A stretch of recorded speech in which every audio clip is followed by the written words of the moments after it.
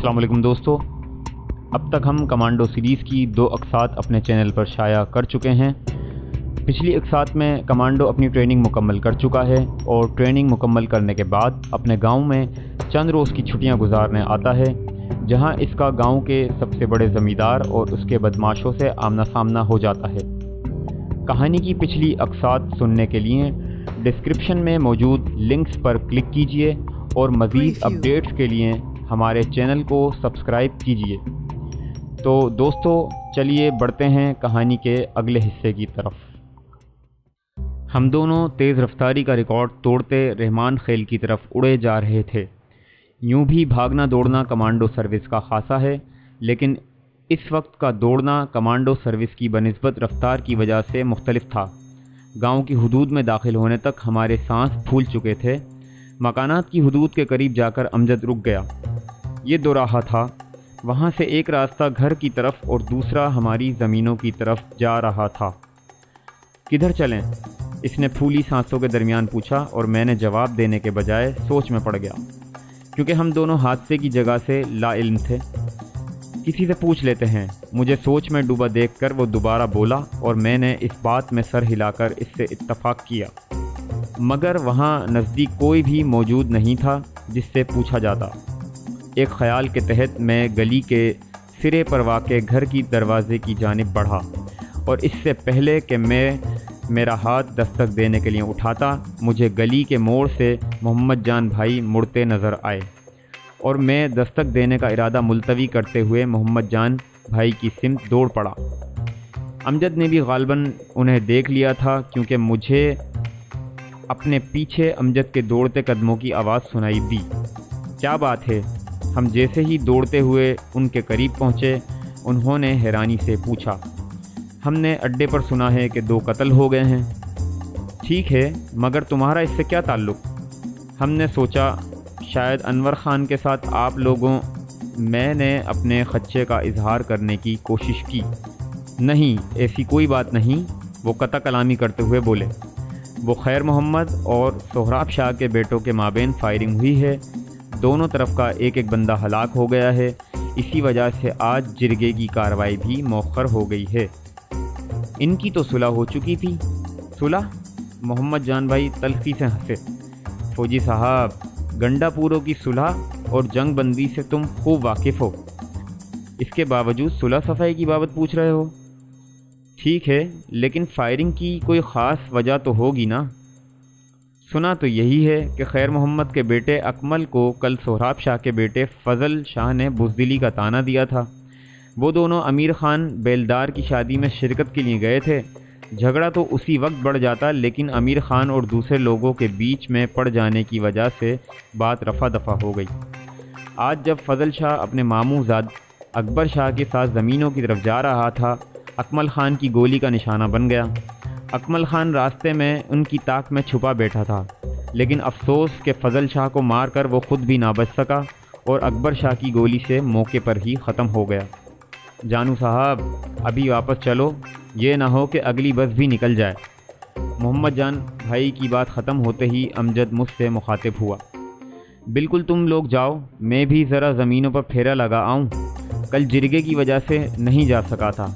ये कहकर मोहम्मद जान हम दोनों से हाथ मिलाते हुए ज़मीनों की जानिब बढ़ गए, जबकि हम दोनों स्टॉप की सिमत चल दिए। खैर मोहम्मद और सोहराब शाह का क्या किस्सा है? अड्डे की सिमत आहिस्ता रवी से चलते हुए अमजद मुस्तफ़िर हुआ। यार माजे, तूने ज़हूर इस्लाम से पहले अरबों की जहालत के किस्से तो सुने होंगे। क्यों नहीं, बल्कि सीरत की किताबों में ख़ुद भी पढ़े हैं। बस ज़हूर इस्लाम से पहले के अरब और हमारे गंडापुर एक ही तरह की जहनीत के मालिक हैं। फ़र्क सिर्फ इतना है कि वो बुत परस्त थे और ये कलमा गो हैं। उनके पास तीर तलवार थे और ये जदीद असले से लेस हैं। झगड़े इन्हीं की तरह छोटी छोटी और बेमायनी बातों पर करते हैं। कुत्तों की लड़ाई पर कत्ल, मुर्गों और बटेरों के मुकाबलों में कत्ल, खूबसूरत और बेरेश लड़कों की वजह से कत्ल, अलगर्ज हल्की सी गाली गलूच और तानों पर भी कत्ल हो जाया करते हैं। खैर मोहम्मद और सोहराब शाह के माबेन लड़ाई की वजह भी कोई बहुत बड़ी बात नहीं है, वो भी इन्हीं बातों से मुतल्लिका एक जहालत खेज़ बात है। फिर भी कुछ पता तो चले, अमजद इश्तियाक आमेज़ लहजे में बोला। مجھے تو بتاتے ہوئے بھی شرم آتی ہے، لیکن تم اصرار کرتے ہو تو سنو۔ میں ایک لہجہ سانس لینے کے لیے رکا اور پھر گویا ہوا۔ خیر محمد کا چھوٹا بیٹا اجمل خان کافی خوبصورت لڑکا ہے۔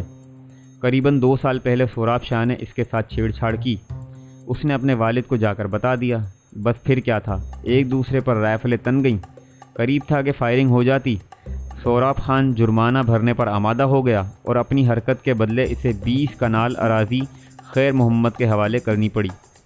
کل غالباً اسی زمین کا تانا اکمل کو دیا گیا تھا۔ عجیب بات ہے، امجد حیرانی سے بولا۔ چھیڑا تو لڑکیوں کو جاتا ہے، آپ کے علاقے میں انوکھا ڈرامہ شروع ہے، اور یہ جرمانے کے طور پر دیت کیسی؟ یہ اس علاقے کا رواج ہے۔ البتہ چھیڑ چھاڑ کے بدلے رقم یا اراضی وغیرہ قبول نہیں کی جاتی۔ یہ خیر محمد کی بغیرتی تھی کہ وہ جرمانہ لینے پر راضی ہو گیا تھا۔ لوگوں کو اس بات سے بے خبر رکھنے کی کوشش کی گئی، لیکن ایسے راز کہاں چھپتے ہیں؟ اگر یوں ہے تو پھر آپ لوگوں کی انور خان کے ساتھ ابھی تک کوئی فائرنگ نہیں ہوئی، حالانکہ 2 دفعہ ہاتھا پائی ہو چکی ہے۔ ایک تو ابو جان گنڈا پور ہوتے ہوئے بھی ٹھنڈی طبیعت کے مالک ہیں، دوسرا زیادتی چونکہ انور خان کی طرف سے ہوئی ہے، اس لیے ان کی طرف سے فائرنگ کی کوشش نہیں کی گئی۔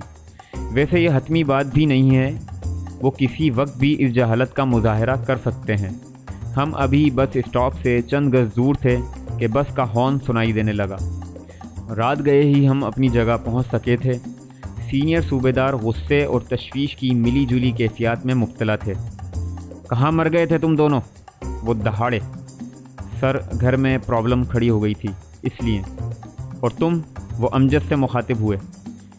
ان کی نظر میں ہم اپنے اپنے گھر گئے ہوئے تھے۔ میں بھی عمر کے ساتھ تھا۔ ٹیلی فون پر یا ٹیلی گرام دے کر مطلع نہیں کر سکتے تھے؟ وہ غصے سے بولے۔ بہرحال صبح تیار رہنا، دونوں کو کمانڈنگ آفیسر کے سامنے پیش ہونا ہے۔ اور ہم سر ہلا کر اپنے کمرے میں آ گئے۔ چل بھائی ماجے صاحب، عزت افزائی کے لیے تیار ہو جاؤ۔ جانی میاں، عزت آنے جانے والی چیز ہے، اور تو کیوں گھبرا رہا ہے؟ گھبرانا تو مجھے چاہیے، تمہارے ساتھ کوئی پہلی مرتبہ تو ایسا نہیں ہو رہا۔ اور میں اس کی بکواس کو نظر انداز کر کے کروٹ بدل کر سونے کی کوشش کرنے لگا۔ صبح کے معمولات سے فراغت کے بعد ہم دونوں وردی پہن کر دفتر پہنچ گئے۔ کمانڈنگ آفیسر لیفٹیننٹ کرنل سید جلال شاہ ایک سخت گیر ڈسپلن پسند آدمی تھا۔ آفس میں بلا کر ہماری پرابلم سنے بغیر وہ برس پڑا۔ سخت نکمے اور نالائق ہو تم دونوں۔ بغیر اجازت لیٹ آنے کی سزا معلوم ہے؟ تم دونوں کا کورٹ مارشل بھی ہو سکتا ہے۔ ایس ایس جی ایک منظم ادارہ ہے، اور کمانڈنگ آفیسر ہونے کے ناطے میں نے ہمیشہ ڈسپلن کی پابندی کی اور کروائی ہے۔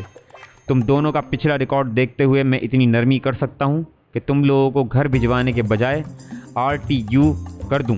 اس لیے اب تم دونوں جانے کی تیاری کرو۔ یہ کہتے ہی اس نے ہمارے ساتھ کھڑے سینئر کو ہمیں باہر لے جانے کا اشارہ کیا۔ مگر سر، نو آرگومنٹ، لے جاؤ انہیں۔ اس نے امجد کو بات کرنے کا موقع دیے بغیر ہمارے ساتھ آئے سینئر سے کہا، اور ہم سیلیوٹ کر کے باہر آ گئے۔ یونٹ واپس جانے میں ہماری بڑی سبکی تھی، لیکن ہم دونوں کچھ نہیں کر سکتے تھے۔ اس کو کہتے ہیں لوٹ کے بدھو گھر کو آئے۔ اپنا سامان پیک کرتے ہوئے میں آہستہ سے بولا، غلط، اس کو کہتے ہیں دھوبی کا کتا، نہ گھر کا نہ گھاٹ کا۔ امجد سخت کڑواہٹ کے ساتھ بولا، اور میں بے ساختہ مسکرا پڑا۔ ماجے اتنی چھوٹی باتوں پر پریشان نہیں ہوا کرتے۔ آرمی کی سروس کرنی ہے، یہاں نہ صحیح یونٹ میں صحیح، تنخواہ اور راشن پانی وہاں بھی ملے گا۔ امجد خلاف توقع خاموش رہا۔ سینئر صوبے دار اور کمپنی کمانڈر نے اپنی سی کوشش کی کہ ہماری سزا پر عمل درآمد رک جائے، مگر انہیں کامیابی نہ ہوئی۔ مجبوراً اگلی صبح ہم موو آرڈر لے کر یونٹ روانہ ہو گئے۔ ہماری سابق یونٹ اس وقت اسکردو تعینات تھی۔ یونٹ پہنچتے ہی میں نے خط لکھ کر گھر والوں کو اپنے نئے ایڈریس سے مطلع کر دیا۔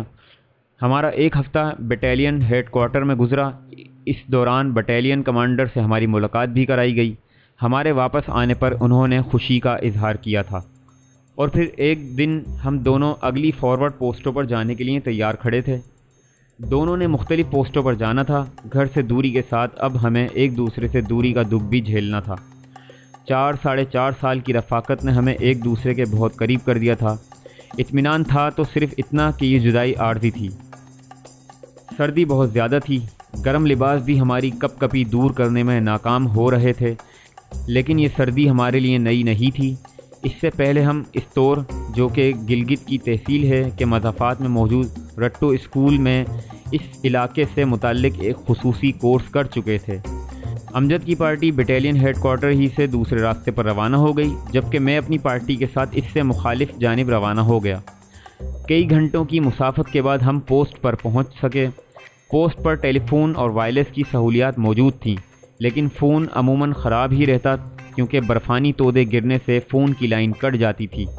وائرلیس البتہ رابطہ بحال رکھتا، لیکن اس کی سب سے بڑی خامی یہ تھی کہ اس کے ذریعے سیکیورٹی قائم رکھنا مشکل ہو جاتی، لیکن مجبوری کی وجہ سے وائرلیس کے ذریعے ہی رابطہ بحال رکھا جاتا۔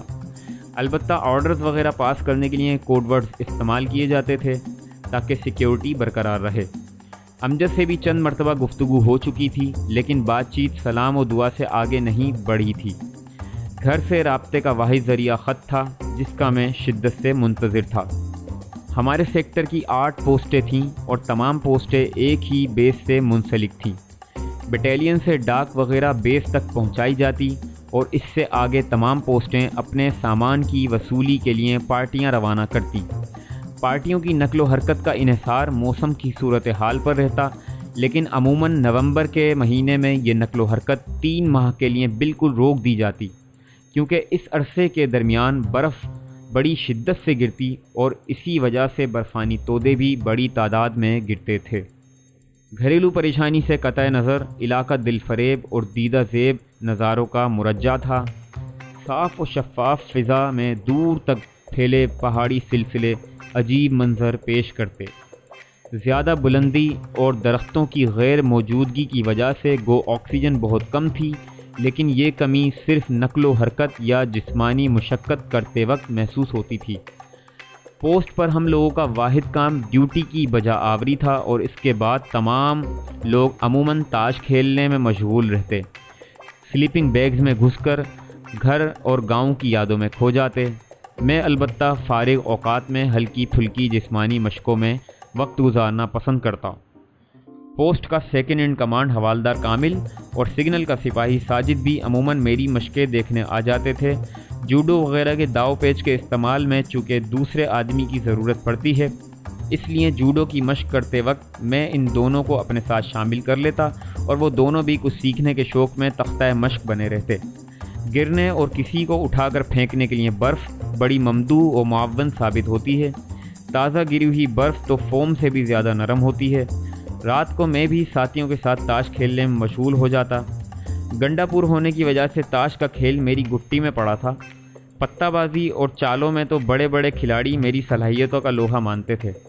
یہ بیچارے تو فقط پتے پھینکنا جانتے تھے، اس لیے پہلے دن سے ہی تمام نے مجھے اپنا گرو مان لیا تھا۔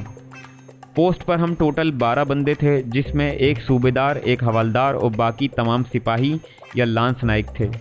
ایک بندہ ہم نے کھانا پکانے یعنی کوکنگ وغیرہ کے لیے مختص کیا ہوا تھا، باقی کے 9 بندے ڈیوٹی دیتے تھے۔ مجھے پوسٹ پر آئے مہینہ ہونے کو تھا جب سیکٹر کے بیس پر تمام پوسٹوں کی ڈاک اور ریفریشمنٹ کا کچھ سامان پہنچا۔ رات کو جب وائرلیس پر آرڈر پاس ہوا تو صوبیدار صاحب نے کہا، صبح سویرے پارٹی بھیج دیں گے۔ ڈاک کی آمد کا سن کر تمام لوگ خوش ہو گئے تھے۔ پتہ نہیں کن خوش نصیبوں کے خط آئے ہوں گے۔ میرے قریب سلیپنگ بیگ میں گھسا علی محمد زور سے بڑبڑایا، کل اس ٹائم تک پتہ چل جائے گا۔ غلام محمد بولا، چلو اس ٹائم تک تو خوش ہو لیں۔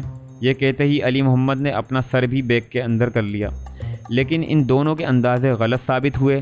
رات کے قریباً 2 بجے تھے جب ہلکی ہلکی برف باری شروع ہوئی اور صبح تک شدت اختیار کر گئی، جس سے پارٹی کا جانا مؤخر ہو گیا۔ برف باری پورا ہفتہ جاری رہی۔ جس دن رکی اس دن بٹالین ہیڈ کوارٹر کی طرف سے آرڈر پاس ہوا کہ ہر قسم کی موومنٹ کو فروری تک بند کر دیا جائے گا۔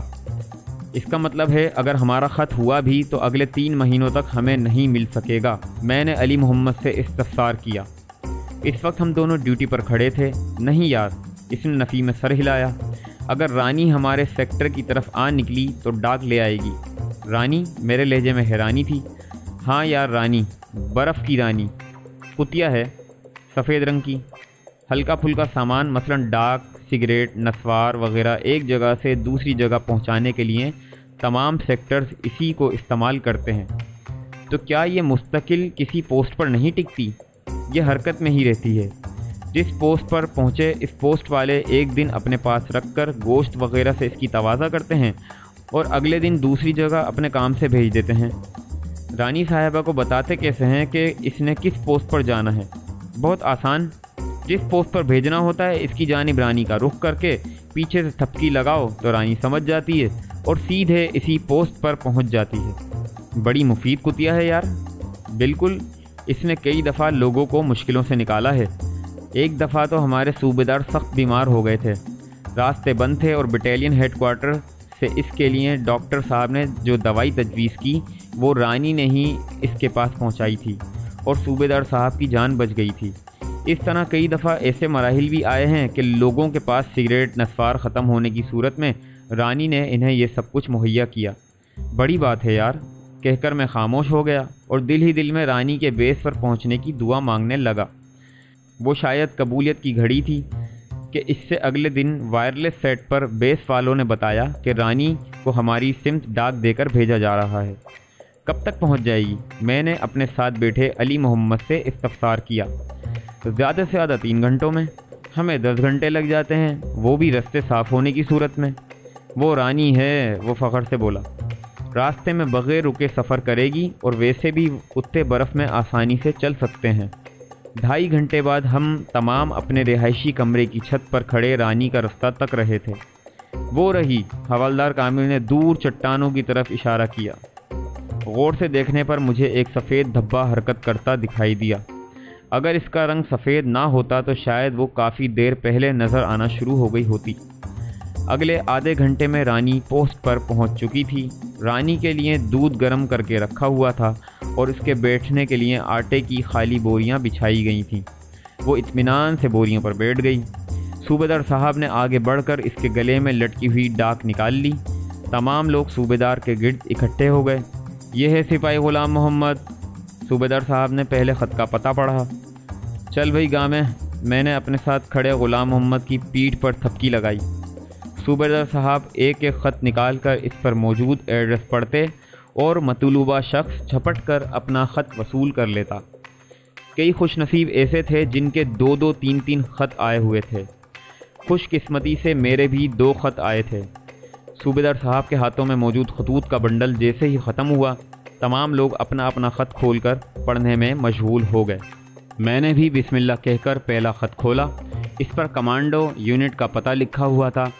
غالباً چچا فاضل نے پہلا خط میرے پرانے پتے پر بھیجا اور کمانڈوز نے اسے یونٹ کے ایڈریس پر ارسال کر دیا تھا۔ خط میں سلام و دعا کے بعد چچا فاضل نے جرگے کی کارروائی کے متعلق لکھا تھا کہ جرگے نے ہمارے حق میں فیصلہ دیا ہے اور چودھری انور کو منہ کی کھانا پڑی۔ خط پڑھ کر مجھے دلی خوشی ہوئی، لیکن یہ خوشی دوسرا خط پڑھ کر تشویش میں بدل گئی۔ یہ پہلے خط کے مقابلے میں مختصر تھا۔ چچا نے لکھا تھا، جتنی جلدی ہو سکے چھٹی لے کر گھر پہنچو، حالات بہت خراب ہیں۔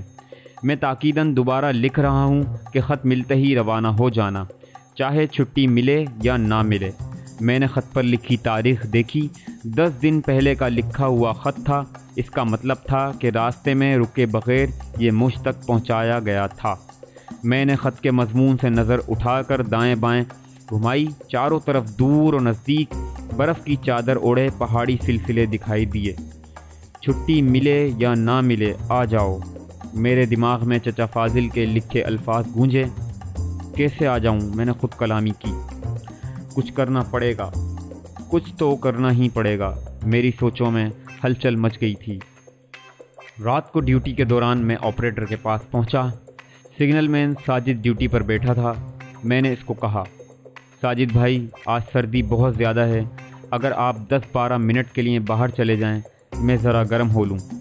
کیوں نہیں؟ وہ خوش دلی سے اٹھا اور رائفل لے کر باہر چلا گیا۔ اس کے باہر جاتے ہی میں نے وائرلیس کا ریسیور پکڑا اور امجد کی پوسٹ کو پکارا۔ Top 3 for Liaquat over. Liaquat for top 3 send your message over. Nick name Amjad کو بلاؤ اوور۔ Wait over. امجد اوور۔ چند لمحوں بعد ریسیور سے امجد کی آواز گونجی، امجد تمہارا لاسٹ نمبر اوور۔ میں نے امجد سے کوڈ ورڈز میں کہا اور اس کا صاف مطلب تھا کہ کوئی خفیہ بات ہے اور امجد اپنے آرمی نمبر کے لاسٹ 4 فگرز پر مشتمل سیٹ کی فریکوینسی استعمال کرے۔ اس طرح ایک تو بٹالین میں ہماری باتیں نہیں سنی جا سکتی تھیں اور دوسرے امجد بھی اپنے ساتھ موجود آپریٹر کو کسی بہانے دائیں بائیں کر سکتا تھا۔ وائرلیس سیٹ بھی ریڈیو کی طرح کام کرتا ہے، اس کی بھی مختلف فریکوینسیز ہوتی ہیں۔ 2 سیٹوں پر جب ایک ہی فریکوینسی لگا لی جائے تو دونوں کا رابطہ ہو جاتا ہے، البتہ اس کی رینج ریڈیو سے بہت کم ہوتی ہے۔ کچھ وائرلیس سیٹ ایسے بھی ہیں جن سے کافی دور دور تک بات کی جا سکتی ہے، لیکن ایسے سیٹ صرف سگنل کور والوں کو ہی ایشو کیے جاتے ہیں اور مخصوص اور اہم مقامات پر استعمال ہوتے ہیں۔ میں نے مطلوبہ فریکوینسی سیٹ کی، چند ہی لمحوں بعد امجد کی آواز آئی، جانی اوور۔ یس اوور۔ بولو کیا بات ہے؟ میں نے آپریٹر کو چائے بنانے کے لیے بھیج دیا ہے، اوور۔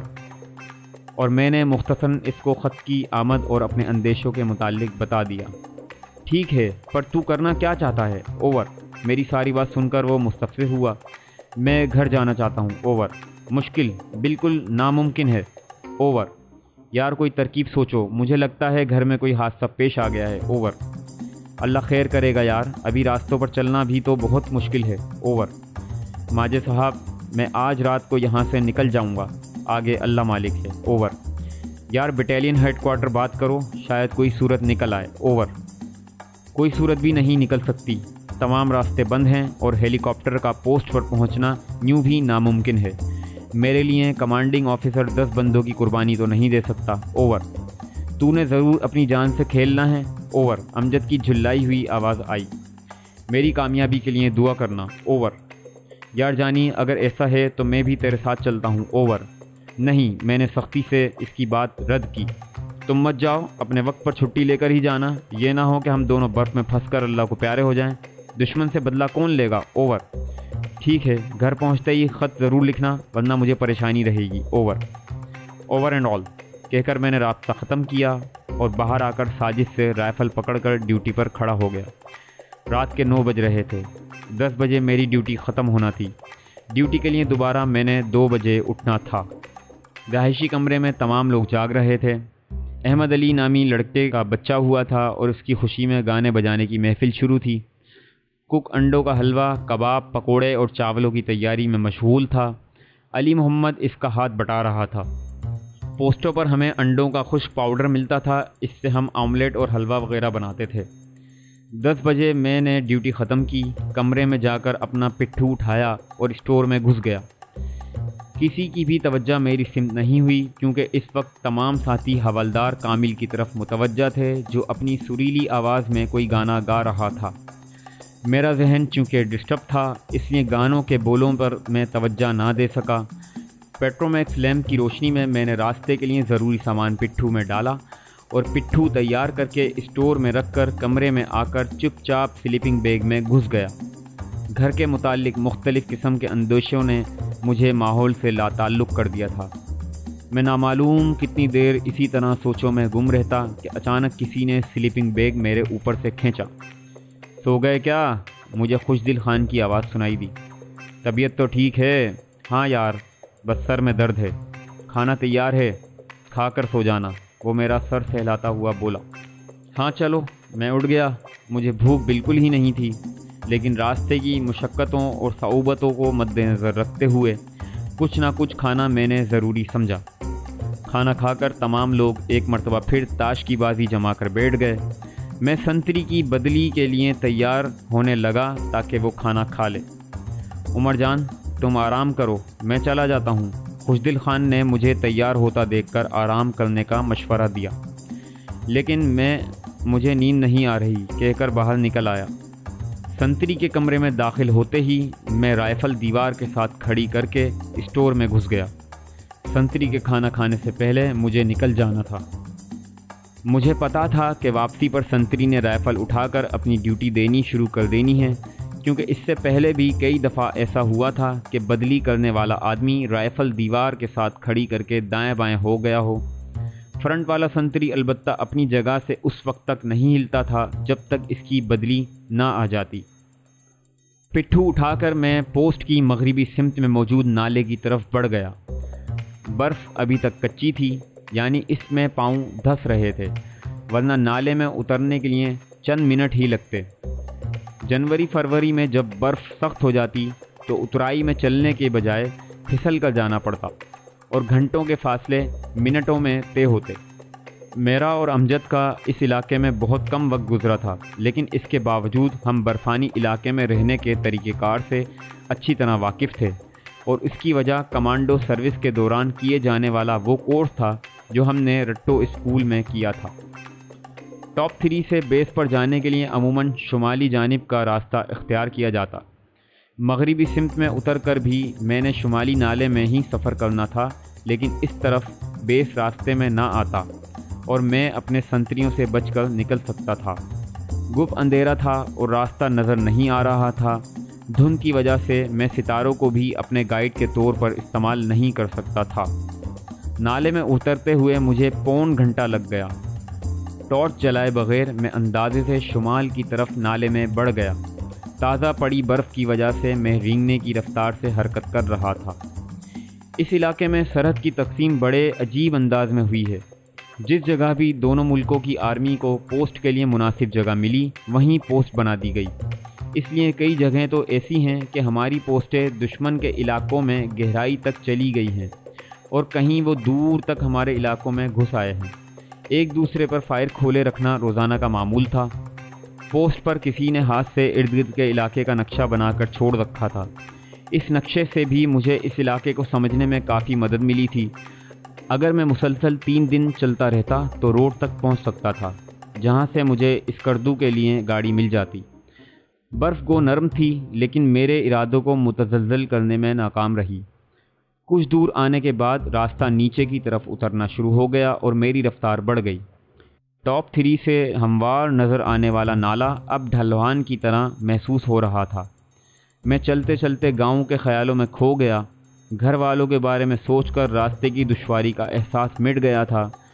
ابو جان، چچا جان اور بھائیوں کی شکلیں میرے دماغ میں گھوم رہی تھیں۔ نہ جانے ان میں کون مجھے واپسی پر نہ ملتا۔ راستے میں 1-2 موڑ آئے، لیکن میں نے مغربی سمت ہی اختیار کی۔ پوسٹ پر اب تک میرے بھاگنے کا پتہ چل گیا ہوگا۔ میرے ذہن میں سوچ ابھری اور تصدیق کے لیے میں نے اپنی گھڑی کے چمکتے ڈائل پر نظر دوڑائی۔ سوئیاں 2:30 بجنے کا اعلان کر رہی تھیں۔ مجھے چلتے ہوئے تقریباً 3 گھنٹے ہونے کو تھے۔ چند لمحوں کے لیے رک کر میں نے سانس درست کیا، پٹھو سے واٹر بوتل نکال کر 1-2 گھونٹ پانی پیا اور دوبارہ چل پڑا۔ میرا ارادہ تھا کہ صبح روشنی ہونے کے بعد اگر موقع ملے تو تھوڑی دیر آرام کروں، ورنہ چلتا رہوں۔ 2-3 دنوں کا راشن میرے پٹھو میں موجود تھا۔ صبح آہستہ آہستہ طلوع ہونے لگی، لیکن دھند کی وجہ سے ارد گرد کے منظر صاف نظر نہیں آ رہے تھے۔ تھوڑی دیر رک کر میں نے ہلکا پھلکا ناشتہ کیا اور ایک مرتبہ پھر ناک کی سیدھ میں چلنا شروع کر دیا۔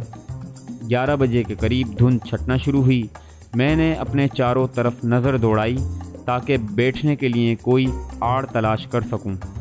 اس علاقے میں کسی بھی جگہ 10-15 منٹ سے زیادہ بیٹھنا مشکل ہو جاتا، اس لیے میں اپنے پٹھوں میں برفانی علاقے کا مخصوص گرم لباس جو سنتری ڈیوٹی کے دوران پہنتے تھے لانا نہ بھولا تھا۔ ایک کھو جیسی جگہ دیکھ کر میں نے پٹھو اتارا، اس میں گرم جیکٹ پاجامہ نکال کر پارکے کے اوپر ہی پہن لیا۔ پارکا برف کے اندر حرکت کرنے کے لیے پیراشوٹ کپڑے کا بنا ہوا ہلکا پھلکا لباس ہوتا ہے۔ پٹھو بطور تکیہ سر کے نیچے رکھ کر میں برف پر ہی لمبا لیٹ گیا۔ مسلسل چلنے کی وجہ سے میں تھکن سی محسوس کر رہا تھا۔ دھند مکمل طور پر غائب ہو گئی تھی۔ لیٹے لیٹے ہی میں نے دائیں بائیں نظر دوڑائی تاکہ دیکھ سکوں کہ کتنا فاصلہ میں طے کر چکا ہوں۔ میرا اندازہ تھا کہ میں بیس کو کافی پیچھے چھوڑ آیا ہوں، لیکن لیٹے ہوئے ارد گرد کے مناظر مجھے نامانوس سے لگے۔ میں بے اختیار اٹھ بیٹھا اور یہ دیکھ کر میں اچھل پڑا کہ میں نے سرحد عبور کر لی ہے اور اب دشمن کے علاقے میں بیٹھا تھا۔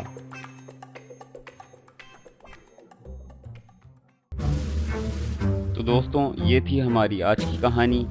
کہانی کے اگلے حصے کے ساتھ بہت جلد حاضر ہوں گے۔ تب تک اپنا بہت خیال رکھیے گا۔ لائک، کمنٹ اور چینل کو سبسکرائب کرنا نہ بھولیے گا۔ اللہ حافظ۔